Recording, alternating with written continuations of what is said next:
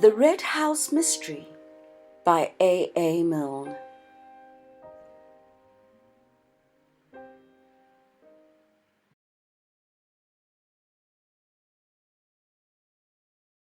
Chapter 5. Mr. Gillingham chooses a new profession. As Cayley went over to the bell, Anthony got up and moved to the door.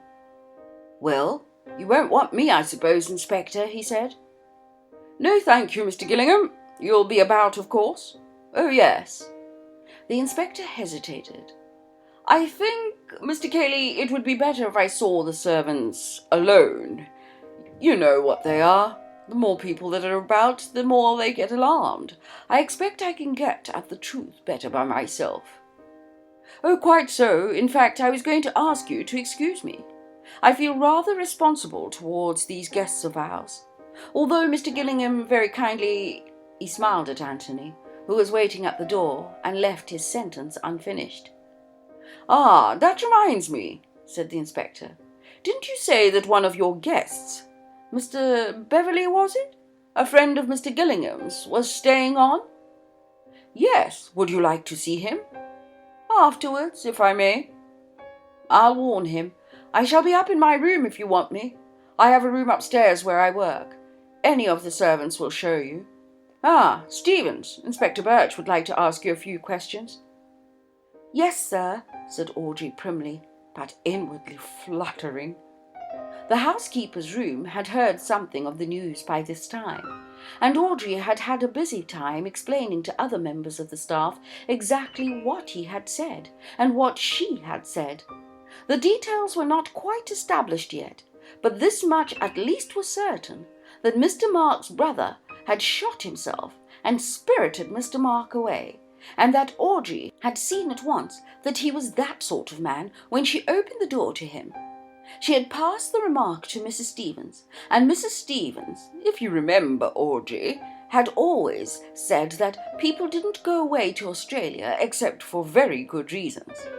Elsie agreed with both of them, but she had a contribution of her own to make. She had actually heard Mr. Mark in the office threatening his brother. "You mean Mr. Robert?" said the second parlour maid. She had been having a little nap in her room, but she had heard the bang.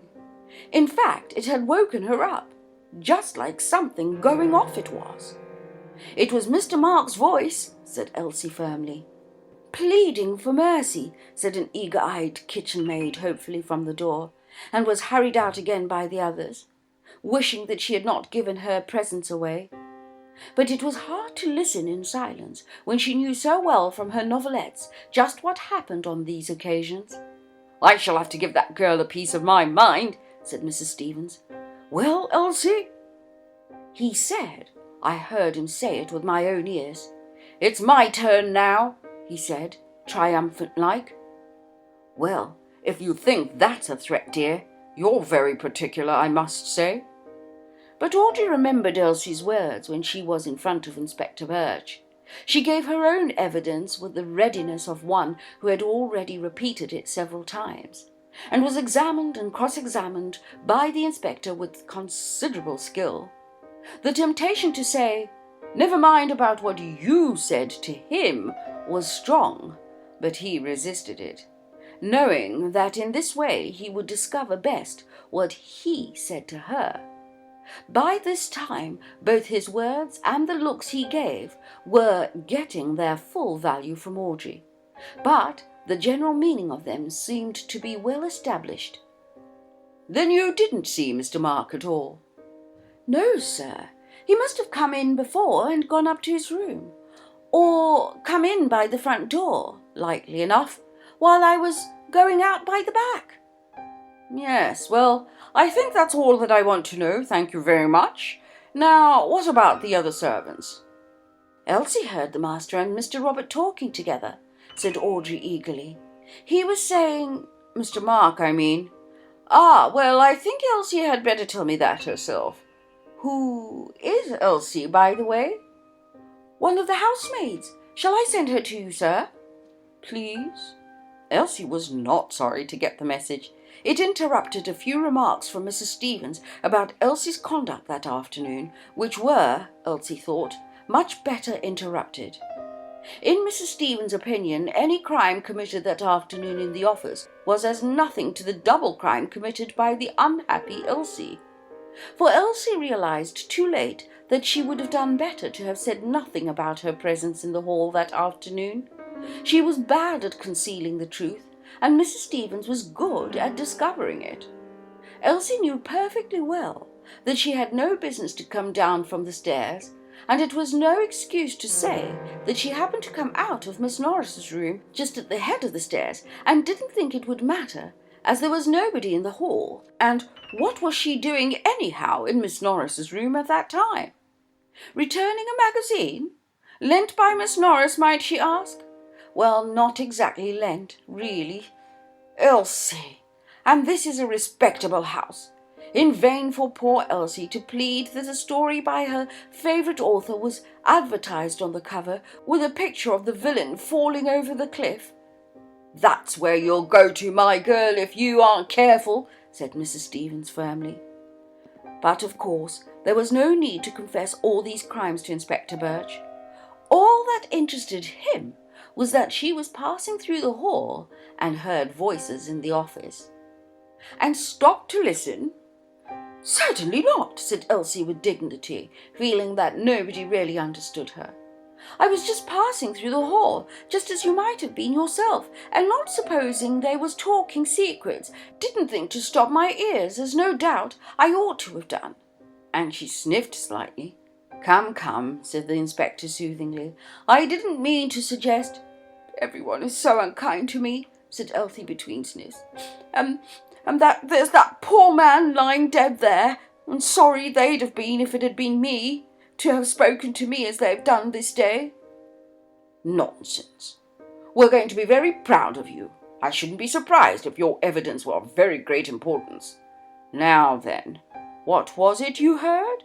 Try to remember the exact words. Something about working in a passage, thought Elsie. Yes, but who said it? Mr. Robert. How do you know it was Mr. Robert? Had you heard his voice before? I don't take it upon myself that I had any acquaintance with Mr. Robert, but seeing that it wasn't Mr. Mark, nor yet Mr. Cayley, nor any other of the gentlemen, and Miss Stevens had shown Mr. Robert into the office not 5 minutes before. Quite so, said the inspector hurriedly.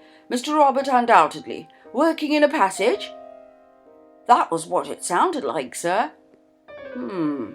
Working a passage over. Could that have been it? That's right, sir, said Elsie eagerly. He'd worked his passage over. Well? And then Mr. Mark said loudly, sort of triumphant-like, It's my turn now. You wait.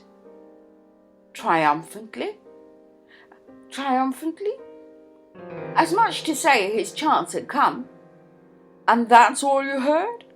That's all, sir. Not standing there listening, just passing through the hall, as it might be any time. Yes, well, that's really very important, Elsie, thank you. Elsie gave him a smile and returned eagerly to the kitchen. She was ready for Mrs. Stevens or anybody now. Meanwhile, Anthony had been exploring a little on his own. There was a point which was puzzling him. He went through the hall to the front of the house and stood at the open door, looking out onto the drive. He and Cayley had run round the house to the left. Surely it would have been quicker to have run round to the right. The front door was not in the middle of the house, it was to the end.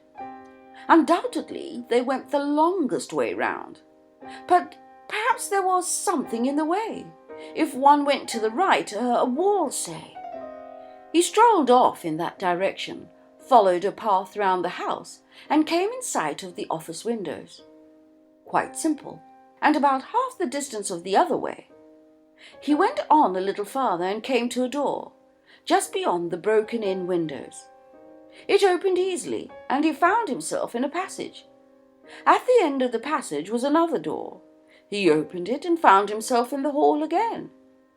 And of course, "That's the quickest way of the three," he said to himself. "Through the hall and out at the back. Turn to the left, and there you are. Instead of which, we ran the longest way round the house. Why? Was it to give Mark more time in which to escape? Only in that case, why run? Also, how did Cayley know then that it was Mark who was trying to escape? If he had guessed, well, not guessed, but been afraid, that one had shot the other, it was more likely that Robert had shot Mark. Indeed, he had admitted that this was what he thought. This first thing he had said when he turned the body over was, "Thank God, I was afraid it was Mark." But why should he want to give Robert time in which to get away? And again, why run if he did want to give him time? Anthony went out of the house again to the lawns at the back, and sat down on a bench in view of the office windows. "Now then," he said, "let's go through Cayley's mind carefully and see what we get." Cayley had been in the hall when Robert was shown into the office. The servant goes off to look for Mark, and Cayley goes on with his book. Mark comes down the stairs and warns Cayley to stand by in case he is wanted, and goes to meet his brother. What does Cayley expect? Possibly that he won't be wanted at all. Possibly that his advice may be wanted in the matter, say, of paying Robert's debts or getting him a passage back to Australia.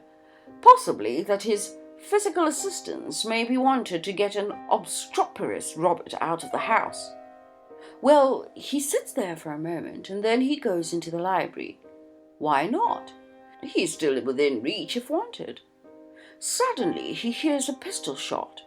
A pistol shot is the last noise you expect to hear in a country house. Very natural, then, that for the moment he would hardly realize what it was. He listens, and hears nothing more. Perhaps it wasn't a pistol shot after all. After a moment or two, he goes to the library door again. The profound silence makes him uneasy now. Was it a pistol shot? Absurd. Still, no harm in going into the office on some excuse just to reassure himself. So he tries the door and finds it locked. What are his emotions now? Alarm, uncertainty. Something is happening. Incredible though it seems, it must have been a pistol shot. He is banging at the door and calling out to Mark, and there is no answer. Alarm, yes. But alarm for whose safety? Mark's, obviously. Robert is a stranger. Mark is an intimate friend. Robert has written a letter that morning, the letter of a man in a dangerous temper. Robert is the tough customer. Mark the highly civilized gentleman. If there'd been a quarrel, it is Robert who had shot Mark. He bangs at the door again. Of course, to Anthony coming suddenly upon the scene, Cayley's conduct had seemed rather absurd. But then, just for the moment, Cayley had lost his head. Anybody else might have done the same. But as soon as Anthony suggested trying the windows, Cayley saw that that was the obvious thing to do. So he leads the way to the windows. The longest way. Why? To give the murderer time to escape? If he had thought then that Mark was the murderer, perhaps yes. But he thinks that Robert is the murderer. If he is not hiding anything, he must think so. Indeed, he says so when he sees the body. "I was afraid it was Mark," he says, when he finds that it is Robert who is killed. No reason, then, for wishing to gain time. On the contrary, every instinct would urge him to get into the room as quickly as possible and seize the wicked Robert. Yet he goes the longest way round.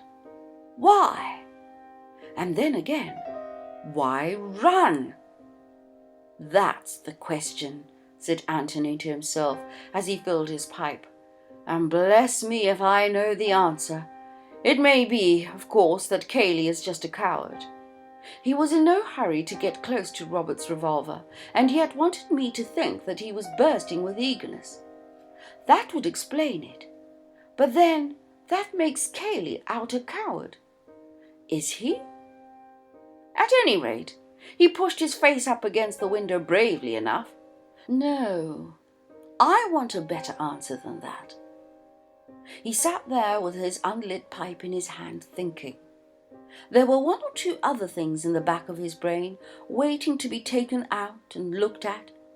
For the moment he left them undisturbed. They would come back to him later when he wanted them. He laughed suddenly and lit his pipe. I was wanting a new profession, he thought, and now I found it. Anthony Gillingham, our own private sleuth hound. I shall begin today. Whatever Anthony Gillingham's other qualifications for his new profession, he had at any rate a brain which worked clearly and quickly, and this clear brain of his had already told him that he was the only person in the house at the moment who was unhandicapped in the search for truth. The inspector had arrived in it to find a man dead and a man missing. It was extremely probable, no doubt, that the missing man had shot the dead man. But it was more than extremely probable. It was almost certain that the inspector would start with the idea that this extremely probable solution was the one true solution, and that in consequence he would be less disposed to consider without prejudice any other solution. As regards all the rest of them, Cayley, the guests, the servants, they were also prejudiced in favour of Mark, or possibly, for all he knew, against Mark, in favour of or against each other. They had formed some previous opinion, from what had been said that morning, of the sort of man Robert was. No one of them could consider the matter with an unbiased mind. But Anthony could. He knew nothing about Mark. He knew nothing about Robert. He had seen the dead man before he was told who the dead man was. He knew that a tragedy had happened before he knew that anybody was missing. Those first impressions, which are so vitally important, had been received solely on the merits of the case. They were found on the evidence of his senses, not on the evidence of his emotions or of other people's senses. He was in a much better position for getting at the truth than was the inspector. It is possible that, in thinking this, Anthony was doing Inspector Birch a slight injustice. Birch was certainly prepared to believe that Mark had shot his brother. Robert had been shown into the office, witness Audrey. Mark had gone in to Robert, witness Cayley. Mark and Robert had been heard talking, witness Elsie. There was a shot, witness everybody. The room had been entered and Robert's body had been found, witness Cayley and Gillingham. And Mark was missing. Obviously then, Mark had killed his brother, accidentally, as Cayley believed, or deliberately, as Elsie's evidence seemed to suggest. There was no point in looking for a difficult solution to a problem, when the easy solution had no flaw in it. But at the same time, Birch would have preferred the difficult solution, simply because there was more credit attached to it. A sensational arrest of somebody in the house would have given him more pleasure than a commonplace pursuit of Mark Ablett across country. Mark must be found, guilty or not guilty. But there were other possibilities. It would have interested Anthony to know that, just as at the time when he was feeling rather superior to the prejudiced inspector, the inspector himself was letting his mind dwell lovingly upon the possibilities in connection with Mr. Gillingham. Was it only a coincidence that Mr. Gillingham had turned up just when he did?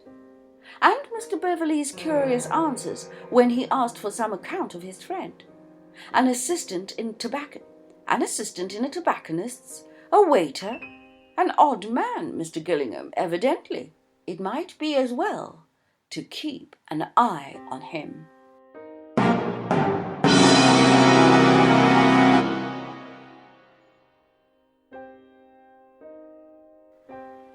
So, what did you think? Any comments? Any ideas? Put them in the comment section below. Let's discuss. Let's see if you have any theories about the chapter you've just listened to. Thank you for watching, and please remember to like this video. Share this audiobook series with somebody that you know enjoys detective stories, and subscribe to our channel, our ever-growing Audiobooks TV family. We'd really love you to be a part of us. And click the notification bell so that you don't miss out when we next upload the next chapter coming tomorrow.